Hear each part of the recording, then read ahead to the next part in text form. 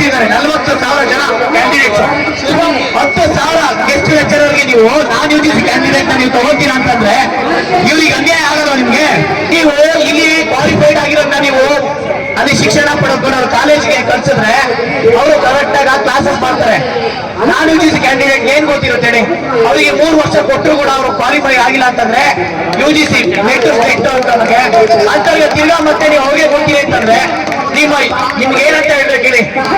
ನಾನ್ UGC candidate ಏನಿದ್ದಾರೆ UGC net ಮತ್ತೆ PhD ಹೋಲ್ಡರ್ಸ್ಗೆ qualified ಅವ್ರಿಗೆ ಅವರಿಗೆ ನ್ಯಾಯ ಕೊಡ್ಲೇಬೇಕು. ಅಲ್ಲಿವರೆಗೂ ನಾವು ಹೋರಾಟ ಮಾಡ್ತೀವಿ.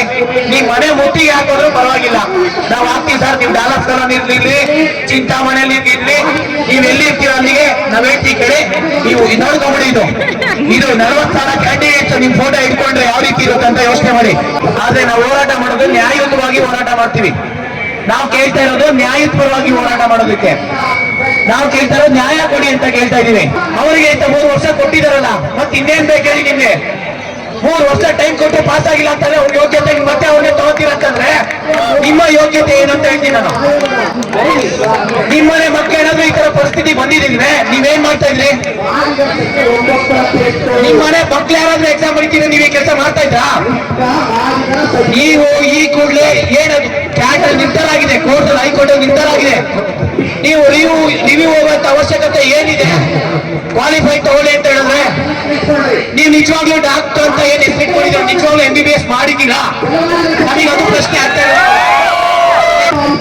ಈ ಕೂಡಲೇ UGC qualified net state PhD ಹೋಲ್ಡರ್ಸ್ಗೆ ಅವರಿಗೆ ಗೆಸ್ಟ್ ಲೆಕ್ಚರ್ ಆಗಿ ರೆಕ್ರೂಟ್ಮೆಂಟ್ ಮಾಡಿಕೊಂಡ್ರೆ ಒಳ್ಳೆ ವಿಚಾರ.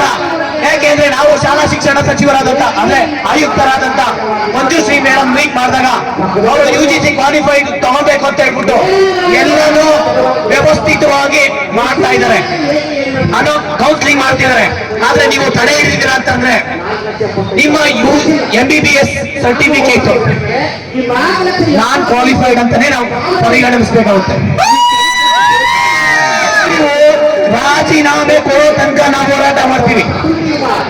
ಅದು 5 ಜನ ಕ್ಯಾಂಡಿಡೇಟ್ ಬರ್ಲಿ, 40,000 ಜನ ಬರ್ಲಿ, ನಾನಂತೂ ಅವ್ರ ಪರವಾಗಿ ಹೋರಾಟ ಮಾಡೇ ಮಾಡ್ತೀನಿ. ನಮಸ್ಕಾರ.